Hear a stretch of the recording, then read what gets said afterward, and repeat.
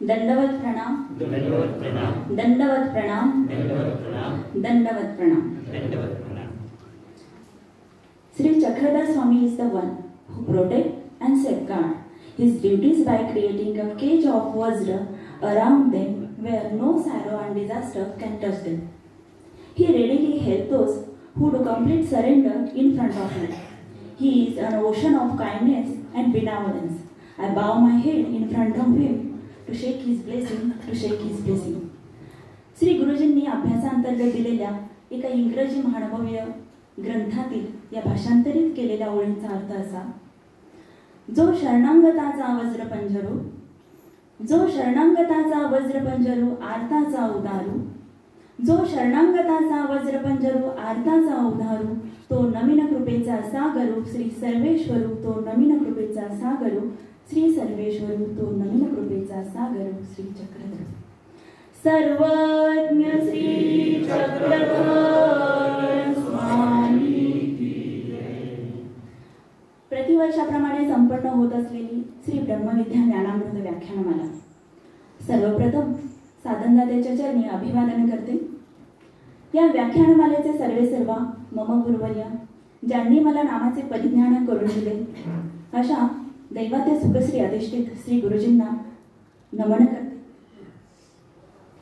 ज्यांचे स्नेह मला अगदी अल्पकाळ अनुभवता आले, अशा कैवल्यवासी माई व आई यांच्या स्मृतींना वंदन करते. तसेच आदरणीय आत्या व या ठिकाणी उपस्थित असलेल्या सर्व अच्युत गोत्रीय परिवाराला दंडवत करून मी माझ्या चिंतनाला सुरुवात करते. माझा श्री ब्रह्मविद्येचा तितकासा अभ्यास नसतानाही, तुमच्या सर्वांसमोर बोलण्याचे तितकेसे बळ नसतानाही, केवळ श्री गुरुजींच्या शुभाशीर्वादाने मी माझा विषय सादर करते. विश्वामध्ये अनेक संस्कृती उदयास आल्या किंवा काळाच्या ओघात नष्टही झाल्या, परंतु भारतीय संस्कृतीने आपले प्राचीनत्व आजही टिकवून ठेवले आहे. विविध धर्मशाखांचा प्रवाह एकाच उंचीवर अखंड व अविरत प्रवाहित आहे. त्यामध्ये ज्ञान, तेज, कला, संस्कृती, शास्त्र, अध्यात्म व तत्वज्ञान इत्यादी अशा अनेक वैशिष्ट्यांनी ही संस्कृती संपूर्ण विश्वाला तेजाळत आहे. तसेच मानवी मूल्यांची जोपासना करत या संस्कृतीने विश्वामध्ये आपली आगळी वेगळी ओळख निर्माण केली आहे. भारतीय संस्कृतीचा आत्मा हा अध्यात्म व तत्वज्ञानाचा आहे. ही भूमी देवांची, साधू संतांची म्हणून ओळखली जाते. हा अध्यात्म तत्वज्ञानाचा अभूतपूर्व वारसा या संस्कृतीने समाजाला दिला. याच अध्यात्म परंपरेत महानुभाव संप्रदाय ईश्वरीय भक्तीचा पुरस्कार करत सत्य सनातन धर्माचा झेंडा डौलाने फडकवत आहे. सत्य सनातन धर्माचा झेंडा डौलाने फडकवत आहे. सत्य सनातन धर्माचा झेंडा डौलाने फडकवत आहे. अनेक धर्मांनी आपला आचार, विचार व तत्वज्ञानाचा ठेवा समाजाला दिला. त्याचबरोबर परमेश्वर कसा प्राप्त करावा हेही सांगितले. हिंदू तत्वज्ञानाने मनुष्य जन्म दुर्लभ सांगितला. हिंदू तत्वज्ञानाने मनुष्य जन्म दुर्लभ सांगितला. 84 लक्ष योनीतून एकदा मनुष्य जन्म प्राप्त होतो आणि म्हणून आपण त्याचा उपयोग करून घेणे गरजेचे आहे. कारण एक मनुष्य जन्म प्राप्त करण्यासाठी अनेक जन्मांची पुण्याई लागते. संत तुकाराम म्हणतात, पुण्याचे जे तमुळ तो जन्म मानवाचा, पुण्याचे जे तमुळ तो जन्म मानवाचा, जन्म गेला वाया त्यासी कोण काय उपाया, जन्म गेला वाया त्यासी कोण काय उपाय. अनेक जन्मांच्या पुण्याईने प्राप्त झालेला हा मनुष्य देह जर मानवाने आपल्या चुकीने वाया घालवला तर यापेक्षा मोठे दुर्दैव नाही. मुळात मनुष्य जन्म प्राप्त होणे हीच एक सुवर्ण संधी आहे ईश्वर प्राप्तीसाठी, आत्मकल्याणासाठी आणि आत्मोन्नतीसाठी. एका संस्कृत सुभाषितकाराने म्हटले आहे, दुर्लभ माणूस जन्म तदपि दुर्लभ मती, मोक्ष मार्ग स्थिती दुर्लभ गुरुकृपा विना विना. अनेक जन्मांच्या पुण्याईने प्राप्त झालेला मनुष्य देह तर दुर्लभ आहेच, त्यातही सद्बुद्धी दुर्मिळ आहे, त्यातही मोक्ष मार्गावर चालणे दुर्मिळ आहे. मी स्वतःला फार भाग्यवान समजते की मला श्री गुरुजींसारखे गुरु लाभले, ज्यांनी मला नामाचे महत्त्व सांगितले, या मनुष्य देहाची सार्थकता सांगितली. ब्रह्मविद्या सिद्धांतामध्ये मनुष्य देहाची 32 लक्षणे सांगितली आहेत. या 32 लक्षणामध्ये इच्छा, राग, द्वेष, सुख, दुःख इत्यादी अनेक अशी मूल्ये सांगितली आहेत. त्यामध्ये इच्छा ही गोष्ट मला फार महत्त्वपूर्ण वाटते. कारण प्राप्त करणे या शब्दाच्या मुळाशी इच्छा या शब्दाचे मूळ दडले आहे. काही इंग्रजी शब्दसंग्रहानुसार अक्वायर्ड म्हणजे प्राप्त करणे, प्रोक्युर्ड म्हणजे प्राप्त करणे, अवेलेबल म्हणजे प्राप्त करणे, अचीव्ड म्हणजे प्राप्त करणे, ऑब्टेन म्हणजे प्राप्त करणे, अशा काही शब्दसंग्रहानुसार आपण अधिक माहिती पाहू शकतो. मुळात इच्छाच नसेल तर प्राप्त करण्याचा भावच तयार होत नाही. आमचे गोसावी म्हणतात, पोर जीव करीना वरी करीनायसे हा वैनबद्दे. बंधूंनो, इच्छा असणे ही फार महत्त्वाची गोष्ट आहे. इच्छाच नसेल तर परमेश्वर कसा प्राप्त करणार? आणि तो परमेश्वर सुलभ पद्धतीने प्राप्त करण्यासाठी नामसाधना सांगितली, जी की अत्यंत सोपी व सहज आहे. पंथाचे प्रथम आचार्य श्री सर्व भक्तांना प्रेमाचा उपदेश देताना म्हणतात, सतत नामाचे चिंतन असू द्या, सतत नामाचा ध्यास असू द्या, सतत नामस्मरण करा. कारण नामस्मरण हीच परमेश्वर प्राप्त करण्यासाठी सर्वश्रेष्ठ असे अंतिम साधन आहे. ईश्वर प्राप्तीसाठी अनेक मार्ग सांगितले. त्यामध्ये ज्ञानयोग, भक्तियोग, ध्यानयोग इत्यादी अशा सर्व प्रकारांमध्ये ज्ञानाचा मार्ग हा सर्वात सोपा मार्ग सांगितला. कारण नामानेच परमेश्वर प्राप्त करता येतो. आणि हे नाम साधण्यासाठी मनुष्यजन्म हीच एक सुवर्णसंधी आहे. एका संस्कृत सुभाषितकाराने म्हटले आहे, कलो नामस्मरणात मुक्ती. या कलियुगामध्ये जर परमेश्वर प्राप्त करायचा असेल तर नामस्मरण करणे आवश्यक आहे. ब्रह्मविद्या तर सांगते, पुनसबंधापुरे इतके चर्या स्मरण नाही तर नाही मोकलेले. म्हणून नामस्मरण करणे अत्यंत आवश्यक आहे. आपण पाहतो, आज विज्ञानाने भौतिक प्रगती केली तर धर्माने आध्यात्मिक प्रगती केली. विज्ञानाने बाह्य प्रगती केली तर धर्माने आंतरिक प्रगती केली. आज मनुष्याने विज्ञानात फार वेगाने प्रगती केली, पण आंतरिक मनशांती मात्र तो हरवून बसला आहे. आणि ती आंतरिक मनशांती प्राप्त करण्यासाठी फक्त आणि फक्त नामच आधार आहे. परमेश्वर अवताराने जीवाच्या कल्याणासाठी, जीवाच्या उद्धारासाठी जे स्वीकारले ते नाम, आणि हे नामाचे वज्र कवच जर आपल्याजवळ नसेल तर परमेश्वर प्राप्त होणार नाही. एका हिंदी कवीने फार सुंदर म्हटले आहे, कलियुग केवल नाम आधारा, सुमिर सुमिर नर उतरही पारा. कलियुग केवल नाम आधारा, सुमिर सुमिर नर उतरही पारा. या कलियुगामध्ये केवळ नामच आधार आहे. आणि ज्यानेही आपल्या अंतकरणामध्ये धरले त्याला परमेश्वर प्राप्ती निश्चित आहे. कारण साकार परमेश्वर प्राप्त करण्यासाठी नामस्मरण हे अत्यंत आवश्यक आहे. आणि आऊसा जेव्हा स्वामींपासून दुरावली तेव्हा नामानेच तिला श्रीमूर्तीचे सन्निधान प्राप्त झाले. सराला आऊसी नाम उच्चारिले, तेने घडला अविधी परिहारला, ईश्वर आखर किला पासी आला. असा संदर्भ नामाचे 10 टाईममध्ये आलेला आहे. म्हणून नाम हेच सर्वात सोपे असे साधन आहे. नामस कीर्तन साधन पै सोपे, जळतील पापी जन्मांतरीची. या संत तुकोबांच्या उक्तीप्रमाणे जन्मांतरीच्या पापांचा नाश करण्यासाठी नाम हे साधन तर आहेच, पण त्याचबरोबर साध्याची प्राप्ती करून देण्यासाठी अतिसमर्थ आहे. महाभारतामध्ये आपण पाहतो, सत्यभामेने तिच्या अहंकारामुळे साक्षात भगवंतांना नारदाकरवी दान दिले. आणि त्या भगवंतांना पुन्हा प्राप्त करण्यासाठी तिने मागितलेली, नारद ऋषींनी मागितलेली सुवर्णतुला आपण सर्वजण जाणतोच. रुक्मिणी मातेने एक तुळशीपत्र अत्यंत आदरपूर्वक भगवंताच्या नामाचा उच्चार करत त्या तराजूमध्ये ठेवले. आणि साक्षात परब्रह्म परमेश्वर त्या एका तुळशीपत्रावर तिला प्राप्त झाले. साक्षात परब्रह्म परमेश्वर तिला त्या एका तुळशीपत्रावर प्राप्त झाले. आणि हे सर्व नामानेच प्राप्त झाले. म्हणून साकार परमेश्वर जरी प्राप्त करायचा असेल तरी नाम हेच कारण आहे. पहाट गाण भाट धाडिवे, नाम उच्चारते आणि द्यावे द्यावे ऐसे उपजे. स्मरणाचे महत्त्व सांगत असताना मुक्तिज्ञानातील या ओळींचा अर्थ मला फार महत्त्वपूर्ण वाटतो. कारण जे प्राप्त नाही ते प्राप्त करून देण्याची क्षमता फक्त आणि फक्त नामामध्येच आहे. अतीव श्रद्धेने व प्रयत्नपूर्वक भगवंताच्या नामाचा उच्चार केला तर या जन्ममरणाच्या फेऱ्यातून मूळ कारण असलेली सांसारिक आसक्ती आपोआप कमी होऊन परमेश्वराविषयी आत्यंतिक ओढ निर्माण होते. ईश्वर प्राप्तीच्या दिशेने वेग प्राप्त होतो. अप्राप्ती ही साधना स्वामींनी सांगितली.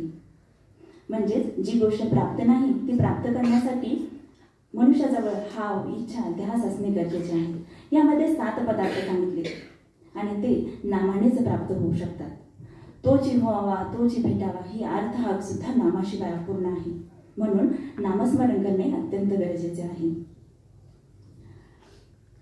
आमचे भाष्यकार स्मरणाचे महत्त्व सांगत असताना म्हणतात, जर साधकाने संबंधियांची ममता आहे म्हणून देवाजवळ प्रार्थना केली तर त्या साधकाच्या नामसाधनेतून त्याचा त्यांना दुष्टफल लाभ होतो. पहा, नामस्मरणामुळे फक्त परमेश्वरच प्राप्त होत नाही तर त्या पाठीमागे असलेला दुष्टफल लाभही आपल्याला प्राप्त होतो. यामध्ये नामाची महिमा सांगत असताना एका कवीने फार सुंदर लिहिले आहे. नामाचा महिमा विधीसी न कळे मोक्षापदी जारुळे, ऐसे नाम जपा तुम्ही बहुबळे, घ्या मुक्तीचे सोहळे, घ्या मुक्तीचे सोहळे. नामाचा महिमा हा विधीने कळत नाही आणि भगवंताचे नाम हेच परमेश्वर प्राप्त करून देण्यासाठी अतिसमर्थ आहे. म्हणून हे मुक्तीचे सोहळे अनुभवायचे असतील तर नामस्मरण याशिवाय दुसरा पर्याय नाही. म्हणून नामस्मरण याशिवाय दुसरा पर्याय नाही. नाम प्राप्ती करी या संदर्भात एक छोटीशी गोष्ट सांगणार आहे. एका युवकाला भगवंत प्राप्ती करायची होती. एका युवकाला भगवंताची प्राप्ती करायची होती. त्यासाठी तो एके दिवशी एका गुरूंकडे गेला व त्यांना म्हणाला, गुरुदेव, मला भगवंताची प्राप्ती करायची आहे, त्यासाठी कृपा करून मला मार्ग दाखवा. त्यावर ते गुरु स्मित हसले आणि त्याला म्हणाले, मी तुला मार्ग सांगेन, पण त्याआधी तुला एक परीक्षा द्यावी लागेल. तो युवक म्हणाला, ठीक आहे, मी परीक्षा द्यायला तयार आहे. त्या गुरूंनी एक तेलाने भरलेली वाटी आणली आणि त्याच्या हातामध्ये दिली व त्यांना सांगितले, ही तेलाने भरलेली वाटी घेऊन तू संपूर्ण गावभर फिरवली, पण एक गोष्ट ध्यानात ठेव की या वाटीतील एक तेलाचा थेंब सुद्धा सांडता कामा नये. जर तेलाचा एक जरी थेंब सांडला तरी तुला पुन्हा सुरुवात करावी लागेल. तो युवक म्हणाला, ठीक आहे, आणि ती तेलाने भरलेली वाटी घेऊन तो संपूर्ण गावभर फिरण्यासाठी निघाला. त्याने इकडे तिकडे कुठे पाहिले नाही, कोणाशी बोलला नाही आणि ती तेलाने भरलेली वाटी घेऊन तो पुन्हा गाव फिरून त्या गुरूंकडे आला.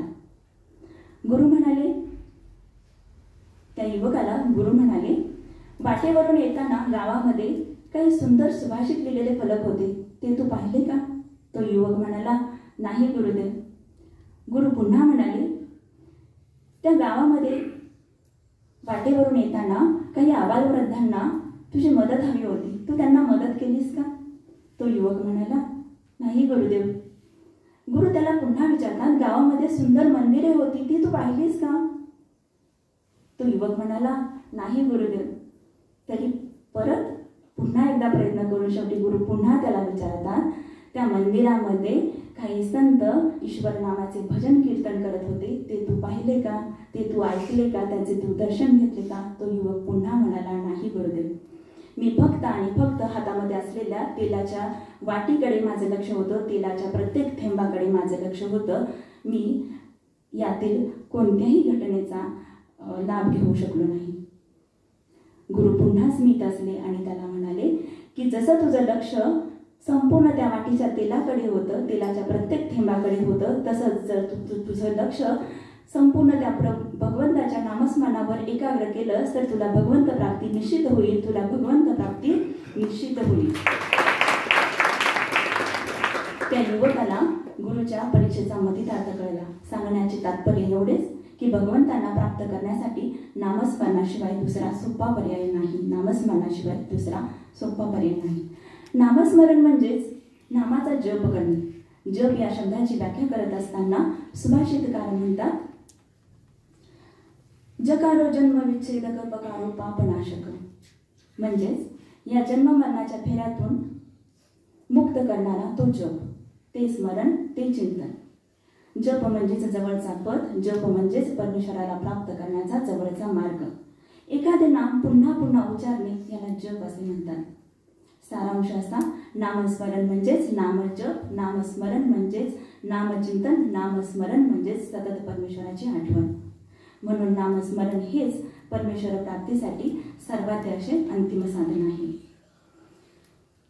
नामसाह्यापेकरी या संदर्भात लीळा चरित्रातील मला एक प्रसंग फार महत्त्वाचा वाटतो. जर महादायसाने 1 लक्ष नामस्मरणाचा जप केला असता तर आज आपल्याला भगवंताला पाहता आले असते. तेच नाम देवगिरीच्या राजाने घेतले असते तर देवाची प्रवृत्ती बदलली असती आणि दुर्लभ असलेला परमेश्वर आपल्याला डोळ्यांनी पाहता आला असता. याच उलट याच नामजपाने द्वापार युगात अर्जुन देव, उद्धव देव यांनी भगवंतांना प्राप्त केले. पांडवांना हिमालयात पाठवताना भगवंतांनी त्यांना नामाचा जप करण्यास सांगितले आणि याच नामाच्या जपावर पांडवांनी भगवंतांना प्राप्त केले. म्हणून नामसाधना ही अत्यंत महत्त्वाची साधना आहे, ज्याद्वारे आपण ईश्वर प्राप्त करू शकतो. आमचे स्वामी सुरीचा दृष्टांत सांगताना म्हणतात, नामाच्या साह्याने जीव कसा योग्य होतो. आणि आमचे स्वामी भिंगोटीचा दृष्टांत निरूपित असताना म्हणतात की नामाच्या चिंतनाने जीव परमेश्वराला प्राप्त होतो. मला तर असे वाटते की नाम हे परिसासारखे आहे. ज्याने त्याचा स्पर्श केला त्याच्या जीवनाचे सोने झाल्याशिवाय राहणार नाही, त्याच्या जीवनाचे सोने झाल्याशिवाय राहणार नाही. पहा, माझ्या चिंतनाच्या शेवटच्या मुद्द्यांकडे वळत असताना एक महत्त्वाची गोष्ट नमूद करू इच्छिते की नामस्मरण हे साधकाला साधने सहाय्य करते, साधन चलित करते, चलितत्वात येणारे अडथळे दूर करते. त्याचबरोबर सुयोग्य विधी आचरणास सहाय्य करते. आपण करत असलेल्या नामस्मरणामुळे इतरांना नामस्मरण करण्याची इच्छा निर्माण होते. शारीरिक मानसिक श्रमाचा परिहार होतो आणि सर्वात महत्त्वाचे म्हणजे नामस्मरणाने परमेश्वर प्राप्त करता येतो. नामस्मरणाने परमेश्वर प्राप्त करता येतो. शेवटी जाता जाता साधनदात्याच्या चरणी एकच प्रार्थना करते, ज्या नामे लघुदेव बा वेदला ते नाम वाचे वसो, ज्या रूपे भुलली पुरात तरली ते रूप ध्यानी वसो, ज्या पादे मुनी नागदेव स्पर्शिला तो पाद भाळी ठसो, ज्या हस्ते हरी मायता हरविला तो हस्त माथा वसो, तो हस्त माथा वसो. झालेली सेवा अल्पमतीने सादर केली. काही चुकलं असेल तर क्षमस्व. झालेली ही वाकपुष्प अर्चना सेवा साधनदाता प्रभू श्री चक्रधरांच्या चरणी समर्पित करते व माझ्या विचारांना विराम देते. जय श्री चक्रधर.